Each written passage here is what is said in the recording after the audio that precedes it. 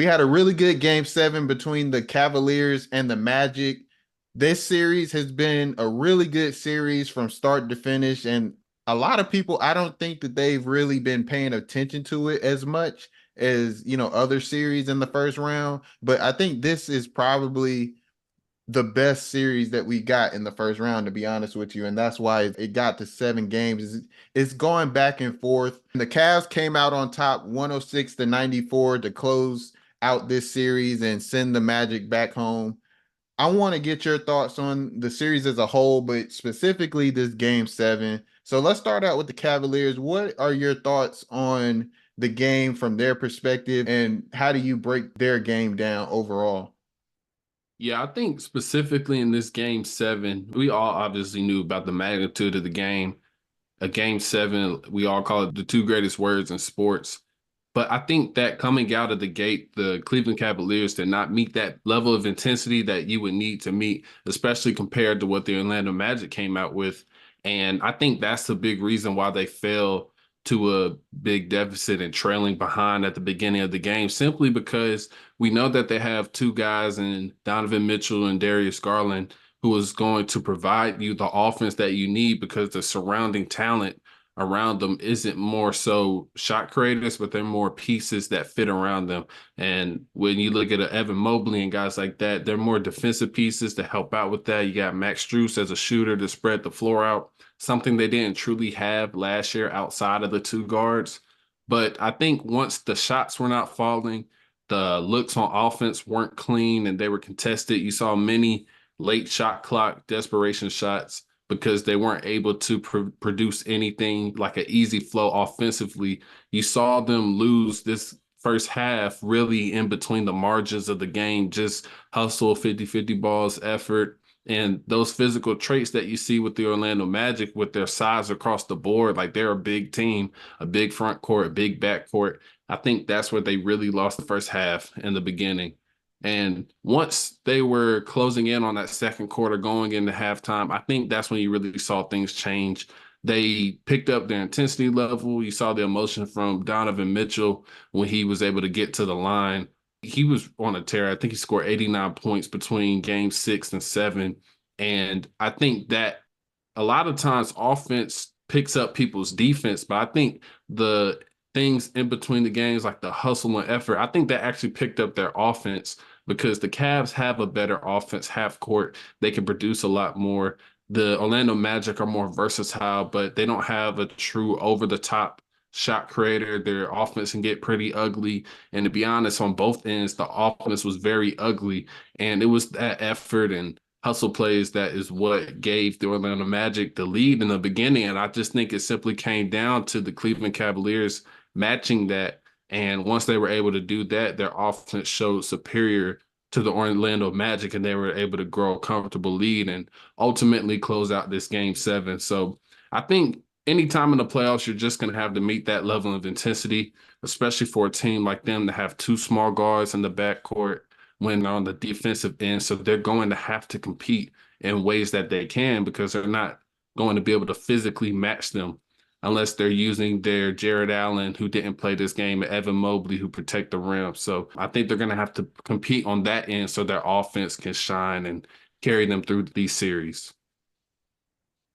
Yeah, most definitely. I think you touched on a lot of really good points, especially with the Cavaliers and how they came out to that tough start in really the first quarter. The second quarter, they started picking it up. That's when they started coming back. And then the third quarter, they just took off. And from there on, Donovan Mitchell really took control of the game and closed it out. He's been great in the second half of both game six and game seven.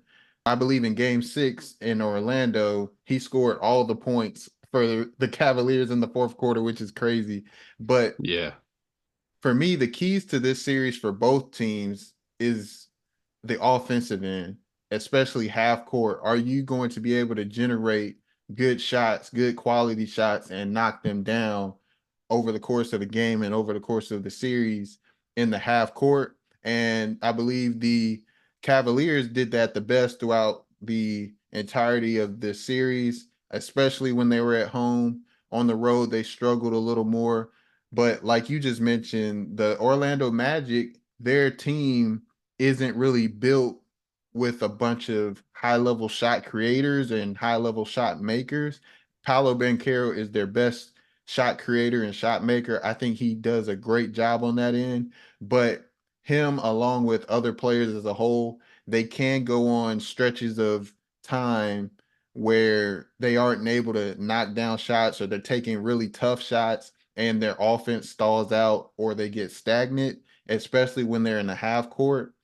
And I think the same thing for the Cleveland Cavaliers. There are times where their offense gets a little stagnant or they are stalling out, not able to generate great shots or knock down their shots. So I think on both ends, they're kind of similar in some ways. The Magic are definitely the bigger, more athletic, longer team, but the Cavaliers have that, like you mentioned, the small backcourt. They are really the center and the engine of that offense. So if they're going, or if one of them is going, in this case, it was Donovan Mitchell, it really sparks the Cavaliers offense, especially in the half court. And that's really what happened in that second half. Darius Garland struggled throughout the game, but Donovan Mitchell, especially over these past two games, he's really been the driving force. And also, the Magic were turning the ball over in the second half, and that's another thing that that Magic team can struggle with at times in specific parts of the game. They tended to get a little loose with the ball sometimes. So the Cleveland Cavaliers took advantage of that, really started to push the ball in transition off of made baskets and also off of turnovers to generate some easy baskets that way, which jump started their offense. Max Strus hit some really big 3-point shots in the third quarter. But what kept the Cavaliers afloat in the first half was Karis LeVert's. I believe he had 8 or 10 points. So that really helped them kind of at least stay in some sort of range to be able to come back in the second half. Also, shout out to Coach Bickerstaff, JB Bickerstaff. He had a really nice adjustment switching Isaac Okoro on Paolo to make it tougher on him. And then when there were times where Paolo would get somebody to switch off on him, like a Karis LeVert or something like that, he would send a double on him, forcing him to make decisions or play within a crowd. That was a really good adjustment by JB Biggerstaff and the Cavs. So really what it came down to for me was these teams' ability to score in the half court. Both of these teams are really good on the defensive end. They have long, athletic players that are able to stay in front on the perimeter and also recover on the back end and protect the rim. So, really, what it came down to for me, who's going to be able to take care of the ball, who's going to be able to generate good shots, and who's going to be able to knock them down when those good shots present itself. And in this case, the Cavaliers did that the best. They had stretches where they weren't able to do that, but they just did it more often than the Magic. So